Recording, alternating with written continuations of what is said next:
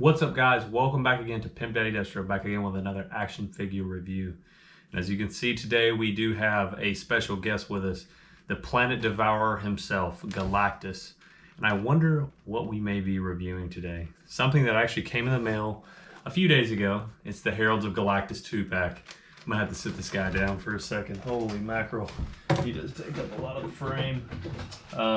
But as you can see, we do have the 2-pack that's here, with the Fallen one and the Terrax, basically the reship.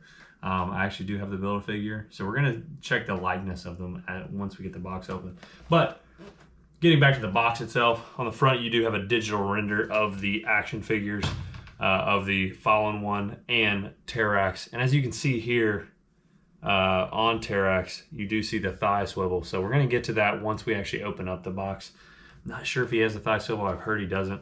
On the side here, we do have a digital render of the action figures. On the back, the same exact thing. And on the side, some cool box art, which they really need to start adding more to these Marvel Legends action figures, because these digital renders, they're not quite cutting it, I don't think. It's not really selling me, hey, buy this. But on the back, you can see the accessories that these two action figures come with. The Fallen one does come with a pair of fisted hands and a pair of grabbing hands, as well as a energy effect. It looks like two of them. And then Terrax, of course, he comes with his axe. So that ought to be really cool.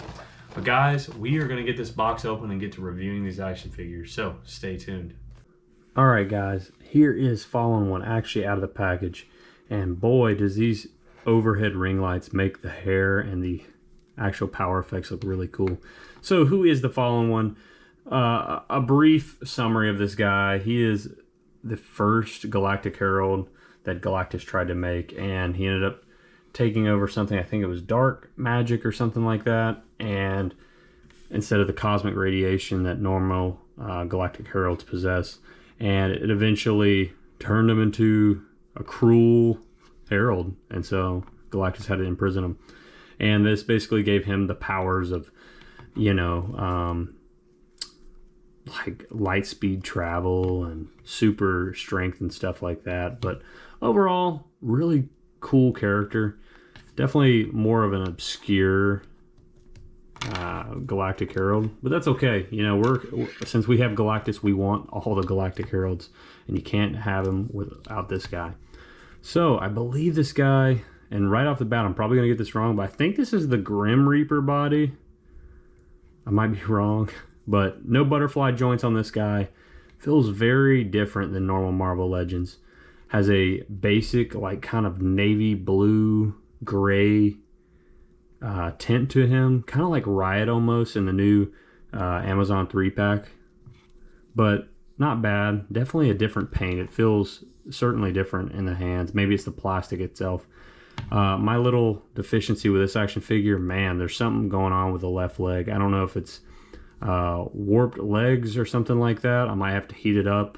I am not replacing another box set. I did that with the 5-pack of Spider-Man, and they could not replace it. They paid me out, and maybe in the future I'll actually get that pack again, but not anytime soon. So I won't be replacing this. So his accessories. As you can see on his left hand, he does have his fisted hand, and on his right hand, he does have his opened, like, kind of grabbing hand, which I guess matches this character as he travels through light speed. He normally is in like a downward pose, kind of like this per the box art. But with all flying characters, even if it's through space, I do prefer the flying or karate chop hands. And that would have been really cool. Since he does have power effects, I do think maybe like an open hand, like a magic hand or a wall crawling hand from Spider-Man would be really cool on this guy. It would be really nice to have action figures come with 3 sets of hands, one they're wearing and 2 extras, just to really even that price out and make me feel better about paying that much for a couple of these action figures. But overall, I do think the Fallen one's really nice. He will look good in the Galactic Collection. You're going to need him standing out on a lighter background so you can actually see this guy. He is very dark and blends in. But guys, we're going to actually get to the Galactic Herald next as Terrax. So stay tuned for that. Alright guys, now that we've talked about the Fallen one, we're going to move on to the second character in this 2-pack, and that being the Galactic Herald, Terrax, which Terrax is one of them, but what does he do? And for the longest time, I always thought he was just an axe-wielding guy, but he is a terramorphing, has that ability to terramorph, which he can shape the ground around him and use that to his ability. So, other than me knowing that he's a Galactic Herald and he has had fights with one of my favorite Galactic Heralds, Morg, I don't know too much about this character, other than the fact that he was the first BAF in the Hasbro line, as mentioned before.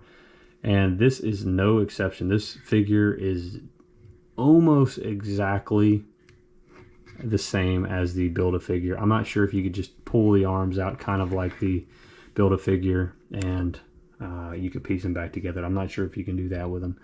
However, I do have the Build-A-Figure right here. So we're going to look at a couple similarities with these two Terraxes. Oh man, don't want to knock them over.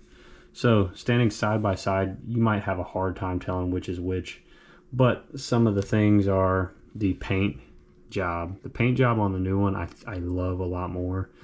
On the actual first Hasbro Build-A-Figure, the paint job on this guy is a lot more, I don't know about sloppy, but very simple and very, you know, elementary like. It's the yellows on here, you got the gold running into the actual tunic area here, and it doesn't look that good. It's a lot more clean on here, and the golds look actually a lot better. And on the top of the boots here, the same thing with the gold trim. The blue is slightly off down here on the tunic skirt area.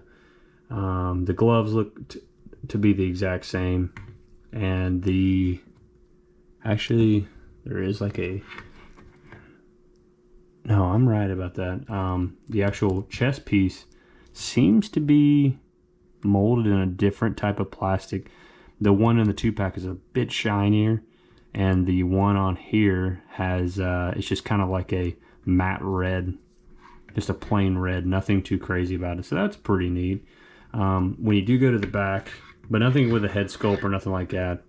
And if you do go to the back, obviously on the 2-pack, seems like his like undershirt that he's wearing goes all the way up to the base of the neck, and on this one it kind of stops at the mid back.